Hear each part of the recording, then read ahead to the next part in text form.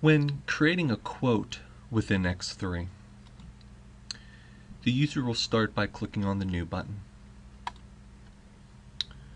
The first field to be defined is the respective site within the organization that the sales will be recorded at. The reference field can be populated with the RFQ number provided by your customer. One can log the date in which the quote was received or logged in the system.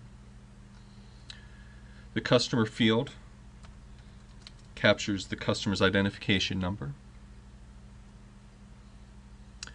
Down here on our Controls tab, one can specify the respective ship-to address at the customer's business that the goods will be in part received at.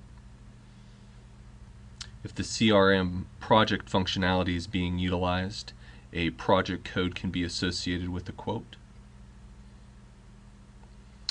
Down in the shipping site field, one can specify what warehousing site within the organization the goods in part will ultimately be shipped from. The delivery lead time will be a representation of the number of days it takes to get from this warehousing site to the customer's ship-to address. The shipping mode will denote the method of transfer, whether that be ground or by air or by sea. The carrier field can be utilized to denote the carrier that is going to transport the goods. If the customer has a primary and secondary sales rep associated with their account, that information in part will be captured here. In addition to that, we have tax rule information that's captured if any sales taxes are applicable, the respective currency that the quote is going to be logged in. Over here in the lower right-hand corner, we have a field that can be utilized to denote the range of validity for the quote. We have a field to denote the expected probability of the organization landing this sale. Then in the event that we wish to close out the quote at a later point in time, we have a close reason field that we can use to denote the reason why the quote is being closed out.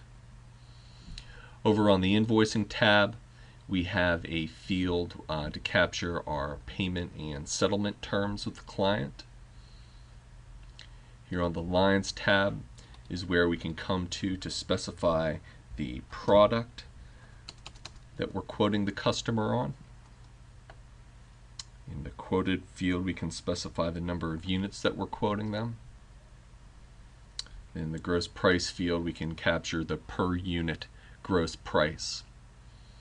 If you have a sales book that's set up associated with this customer and or product, that information will automatically default in for you, along with any other types of pricing elements that might be applicable. Over on our Office Docs tab, one can leverage some of the Microsoft Office products to automatically have your quote document manifest in there. Then over here on our Documents tab, we have the ability to specify our distribution methods as well as the contact associated with the quote. At this point in time, we have all our required fields populated. We can come down and click on the Create button, and that in part will automatically assign unto us a quote number.